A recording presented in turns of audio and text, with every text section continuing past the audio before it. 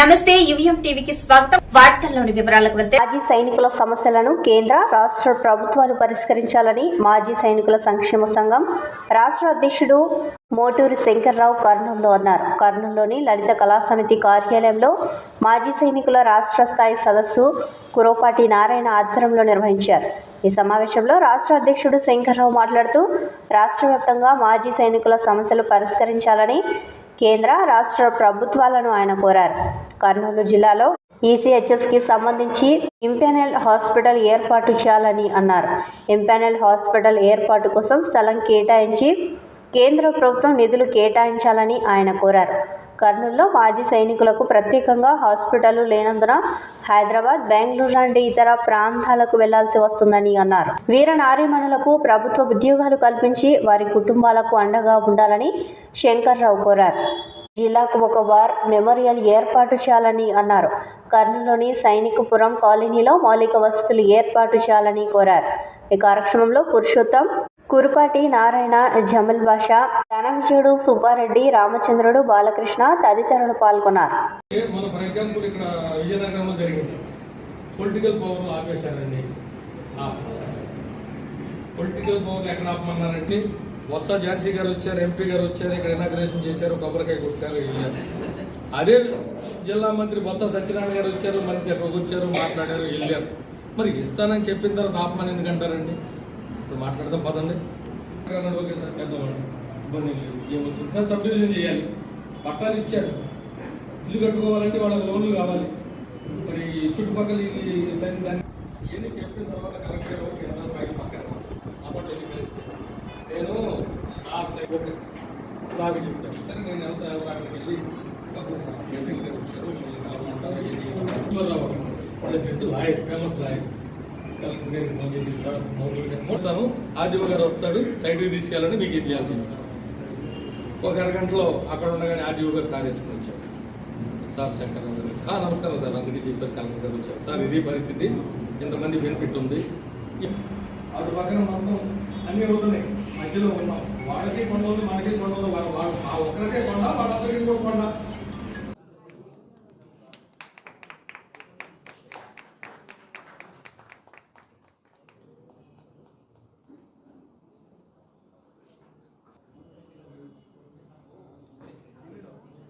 వ్యక్తులతో ఇక్కడ మాట్లాడటం జరిగింది.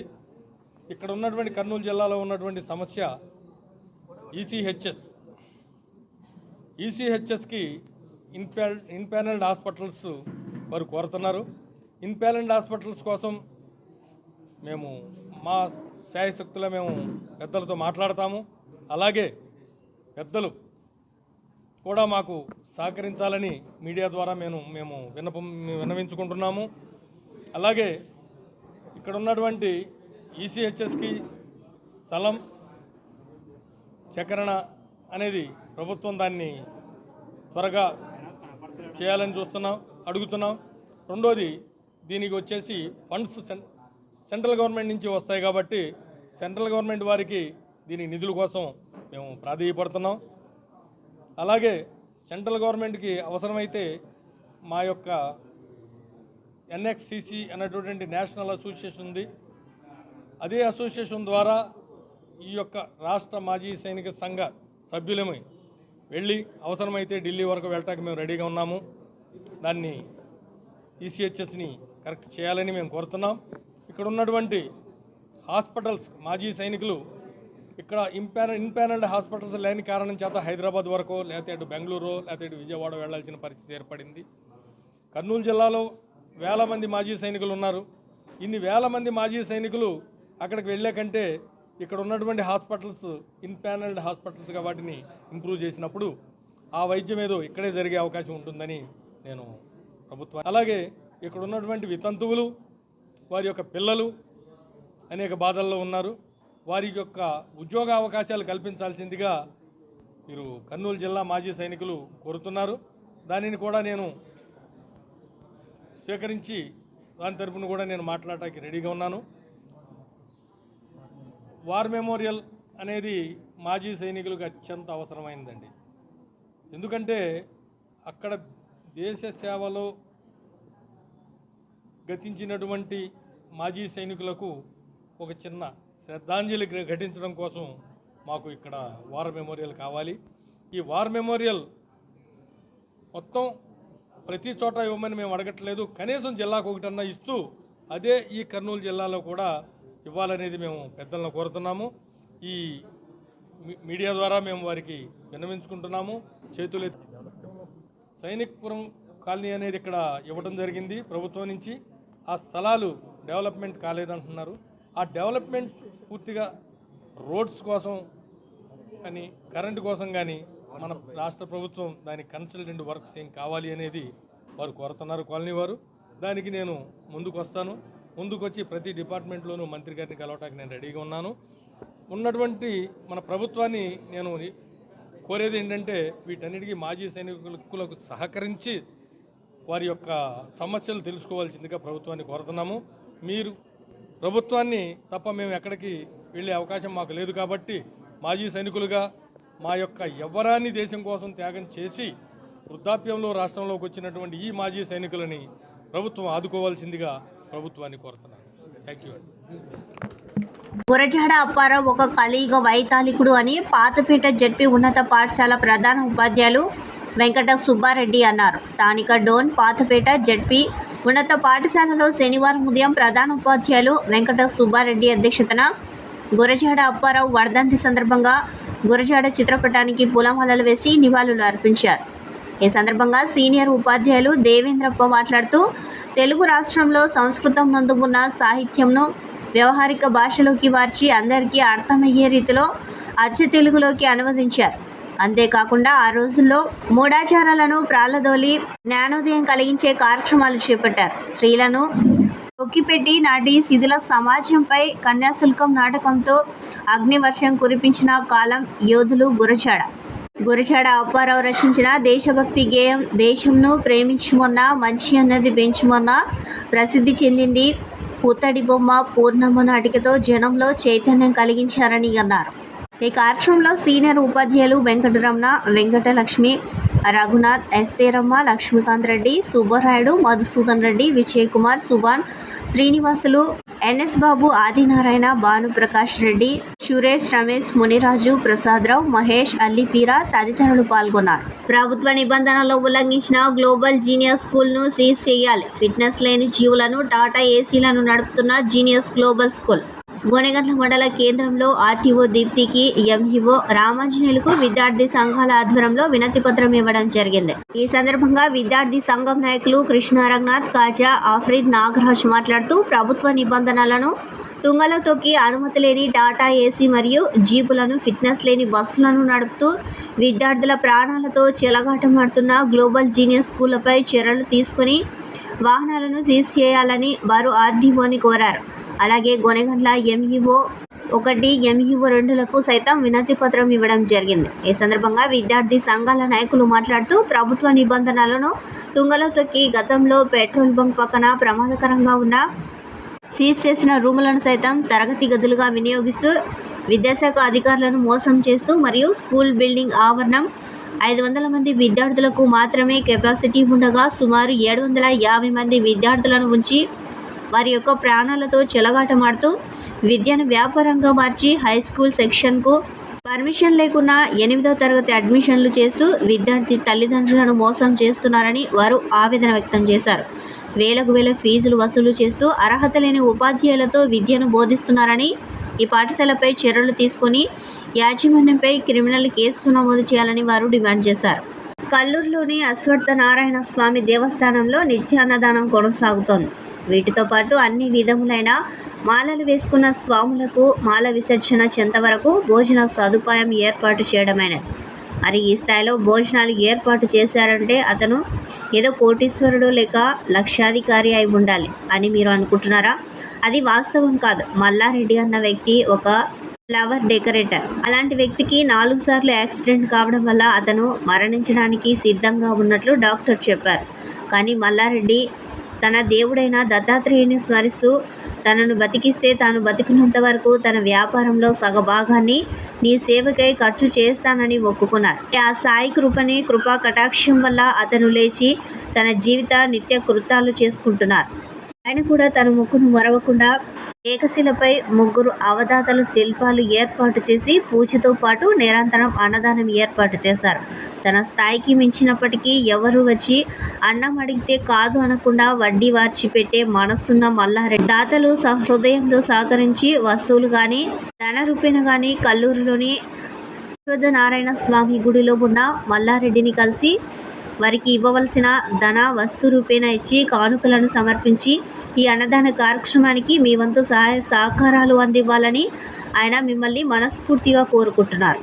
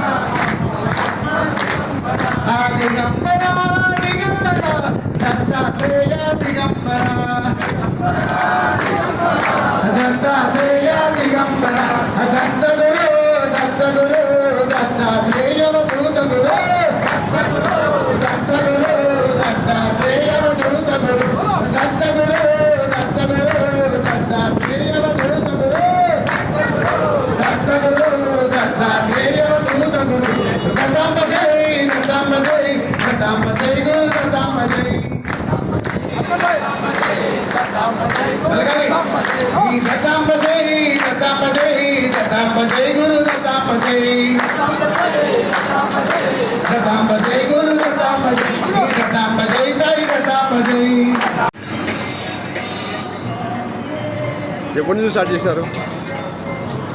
మేము నవంబర్ 4వ తారీఖు మాలను ధరించాము, సాయి మాలను. నవంబర్ 5వ తారీఖు నుంచి సకల దీక్షాపరుల అన్నప్రసాద కార్యక్రమం స్టార్ట్ చేసాం సార్. మరి ప్రతిరోజు 250 నుంచి 300, 350 ఇట్లా పెరుగుతుంటే ఇప్పుడు 400 దాటుతున్నారు. ప్రతిరోజు ఒక 400 మంది, 400 చిల్లర మందికి. అంటే మాల సమయం కాకుండా మిగతా సమయాల్లో కూడా మిగతా సమయాల్లో కూడా గురువారం అన్నప్రసాద కార్యక్రమాన్ని నడుపుతుంటాము. అటుపరంగా మించి మళ్ళీ ఈ సంవత్సరము ప్రతిరోజు కూడా ఒక 5-6 మంది, 10 మంది, 20 మంది దాకా వస్తున్నారు, తింటున్నారు, చేస్తున్నాం, పెడుతున్నాం. ఎందుకంటే ముసలి వాళ్ళు ఆకలితో వస్తున్నారు. మేము రాబోయే కాలంలో వృద్ధాశ్రమం కట్టాలని అనుకున్నాము. ఆ దేవుడి దయ వల్ల వృద్ధాశ్రమం పూర్తయింది.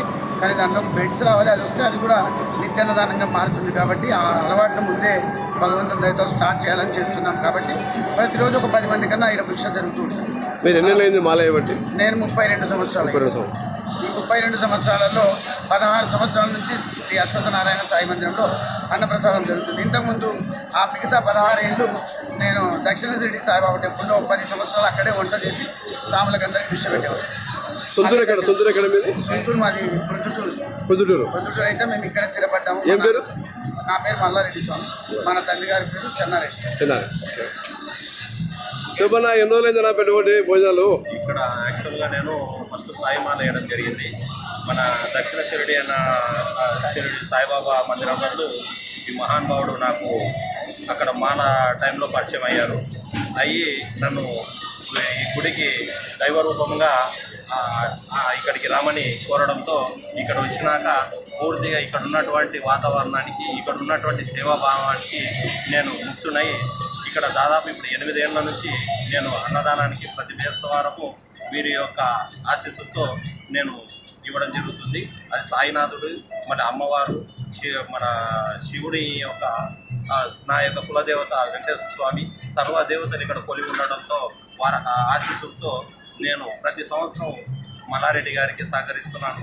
అదేవిధంగా మేము కోరేది ఏంటంటే ఈ యొక్క గుడి దినాదిన అభివృద్ధిగా తేజోప్రమాణంగా చాలా బాగా విడుతుంది. ఇక్కడికి సకల దేవతలు ఉన్నారు. సకల కులస్తులకు ఎక్కడ కానీ ఏ తార్మణ్యం లేకుండా అందరినీ ఆహ్వానించడం జరుగుతుంది. ఇక్కడ ప్రతి ఒక్క మానధారణ చేసినటువంటి ప్రతి ఒక్క దైవ స్వరూపులు, దీక్షపరులు ఇక్కడికి వచ్చి విచ్చేసి ప్రతిరోజు 1 గంటకు భోజన కార్యక్రమం స్టార్ట్ అవుతుంది. ప్రతి ఒక్కరికి మంచి నాణ్యమైనటువంటి విందుతో వారికి సంతృప్తిగా. ఎన్టీఆర్ భరోసా పెన్షన్ పథకం కింద జిల్లాలో అర్హులైన 2,40,330 మంది పెన్షన్ లబ్ధిదారులకు 102.55 కోట్లు పంపిణీ చేయడం జరుగుతుందని కర్నూలు జిల్లా కలెక్టర్ పి. రంజిత్ బాషా పేర్కొన్నారు. శనివారం ఉదయం నగరంలోని జోహరాపురం ఎన్టీఆర్ భరోసా పెన్షన్ పథకం కింద అచ్చమ్మ లచ్చమ్మలకు వృద్ధాప్య పెన్షన్, ప్రమీలమ్మకు వితంతు పెన్షన్, జ్యోతికి ఒంటరి మహిళా పెన్షన్లు వారి ఇంటి వద్దకే వెళ్లి కలెక్టర్ అందజేశారు. ఈ సందర్భంగా కలెక్టర్ మాట్లాడుతూ డిసెంబర్ 1వ తేదీ ఆదివారం కావడంతో ఒకరోజు ముందే ఎన్టీఆర్ భరోసా పెన్షన్ పంపిణీ కార్యక్రమాన్ని ప్రారంభించడం జరిగిందని అన్నారు. ఎన్టీఆర్ భరోసా పెన్షన్, సామాజిక భద్రతా పెన్షన్ల పంపిణీపై రాష్ట్ర ప్రభుత్వం కొన్ని నూతన మార్గదర్శకాలు జారీ చేసిందని కలెక్టర్ తెలిపారు. ఈ మార్గదర్శకాల ప్రకారం పెన్షన్ తీసుకుంటున్న కుటుంబ యజమాని మరణిస్తే వెంటనే అతని భార్యకు వితంతు పెన్షన్ మంజూరు చేయడం జరుగుతుందని కలెక్టర్ తెలిపారు. అనంతరం కలెక్టర్ నగరంలోని జోహరాపురం కేసీ కెనాల్ ప్రాంతాన్ని డంప్ యార్డ్ను పరిశీలించారు.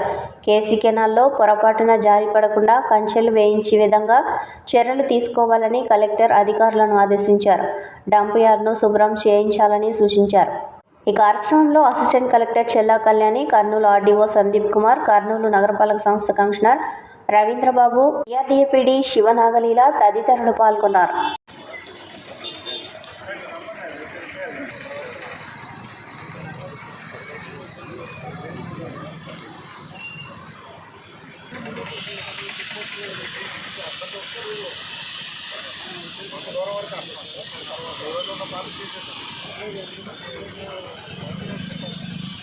పర్యాటక శాఖ మంత్రి వర్యులు ఆర్కే రోజాపై ఎస్సీ ఎస్టీ అట్రాసిటీ కేసు నమోదు చేయాలని రాయలసీమ మాదిగ దండోరా వ్యవస్థాపక అధ్యక్షుడు అనంతరత్నం మాదిగ డిమాండ్ చేశారు.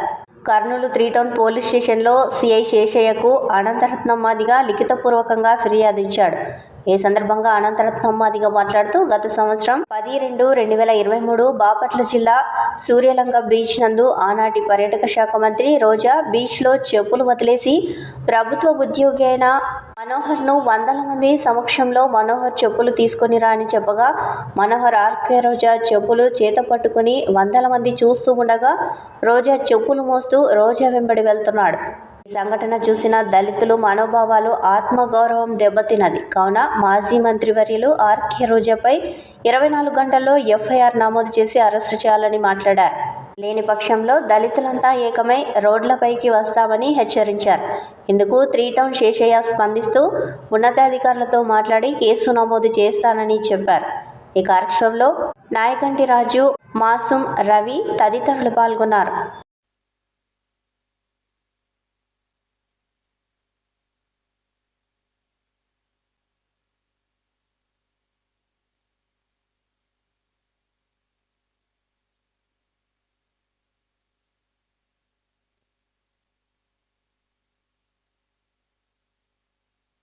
బాపట్ల జిల్లా సూర్యలంక బీచ్లో మనోహర్ అనే ఒక వ్యక్తి, అతను ఒక ప్రభుత్వ ఉద్యోగి.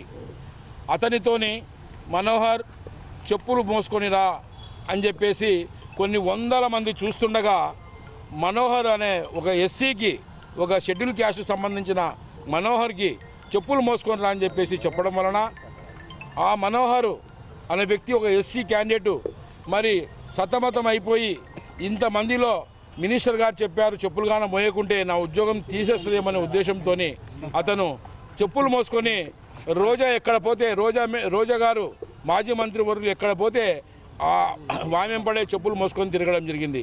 మరి ఆయన మనసు ఎంత బాధపడి ఉంటుంది, వాళ్ళ కుటుంబ సభ్యుల మనసు ఎంత బాధపడి ఉంటుంది. మరి అలాగని మా ఒక దళితుడు చెప్పులు మోసుకొని తిరగడం వలన మా దళిత జాతికే మరి ఆత్మగౌరవం దెబ్బతినింది, మా మనసులు చాలా గాయమైనాయి. కాబట్టి చట్టం అనేది పేదవాడికైనా ధనవంతునికైనా నిప్పులాగా ఉండాలి. అంటే ఆమెకు ఒక బానిసలాగా ఆమె చూస్తున్నది. కాబట్టి మరి ఏ మంత్రి కానీ ఏ ఎమ్మెల్యే కానీ ఈ విధంగా ఎస్సీల పట్ల ఎస్టీల పట్ల సరే ఎస్సీ ఎస్టీ పక్కా పెట్టినా కూడా మానవ హక్కులని హరిస్తున్నారు వీళ్ళు. మానవుని హక్కుని మరి అంతమందిలో మనోహర్ నువ్వు చెప్పులు తీసుకొని రా అంటే అతని మనసు ఎంత తల్లడిల్లింటుందో ఒకసారి ఆలోచన చేయాలి. ఖచ్చితంగా హోంశాఖ మంత్రి గారు, చంద్రబాబు నాయుడు గారు, అలాగే కర్నూలు జిల్లా ఎస్పీ గారు మరి ప్రతి ఒక్కరు ఈ సంఘటన పైన ఖచ్చితంగా రోజా గారిని పైన ఈరోజే 24 అవర్స్లో ఎఫ్ఐఆర్ నమోదు చేసి మరి ఛార్జ్షీట్ వేసి ఆమెను అరెస్టు చేయాలని చెప్పేసి రాయలసీమ మాదిగ దండోరా తరపున మేము డిమాండ్ చేస్తున్నాం. వార్తలు ఇంతటితో సమాప్తం. నమస్కారం.